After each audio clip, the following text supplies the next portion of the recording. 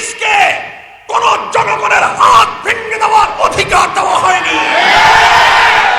আদালতের কাছে আমরা দাবি তুলতে চাই, সেই কুষ্টিয়ার বিতর্কিত এসপি সাহেবকে বরখাস্ত করতে হবে, বরখাস্ত করতে হবে।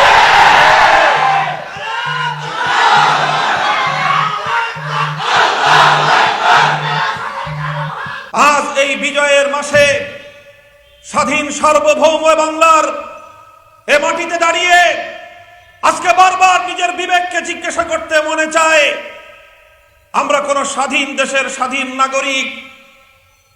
আমরা কি স্বাধীন দেশের স্বাধীনভাবে বসবাস করবার সুযোগটুকু পাচ্ছি?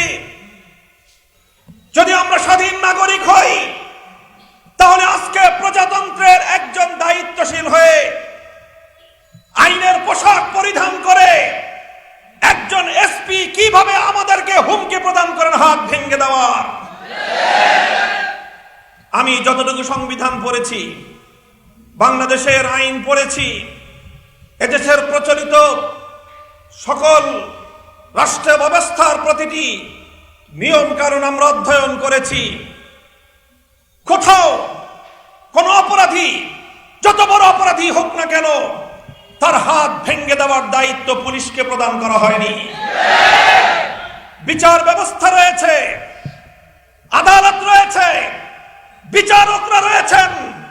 যদি কেউ অপরাধী সাব্যস্ত হয়, তাহলে তার বিরুদ্ধে প্রচলিত আইন রয়েছে, সেই আইনের মাধ্যমে আদালত অপরাধীর বিচার সাব্যস্ত করবে।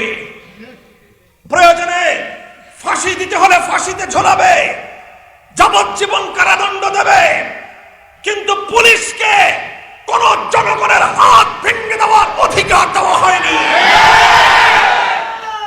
জনসম্মুখে যিনি হাত ভেঙে দেওয়ার হুমকি দেন, স্পষ্ট ভাষায় বলতে চাই, তিনি বিচার ব্যবস্থার প্রতি বৃদ্ধাঙ্গুলি প্রদর্শন করেছেন।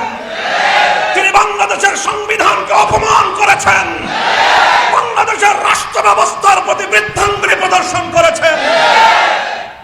আমার ট্যাক্সের পয়সায়, জনগণের ট্যাক্সের পয়সায় যে বন্দুক তার হাতে তুলে দেওয়া হয়েছে, এ বন্দুক আজ নিরাপদ নয়। এই অস্ত্র দিয়ে তিনি এদেশের জনগণের বুকে ঠেকিয়ে দেওয়ার জন্য হুমকি প্রদর্শন করছেন। স্পষ্ট ভাষায় দাবি তুলতে চাই, আদালতের কাছে আমরা দাবি তুলতে চাই, সেই কুষ্টিয়ার বিতর্কিত এসপি সাহেবকে বরখাস্ত করতে হবে, বরখাস্ত করতে হবে।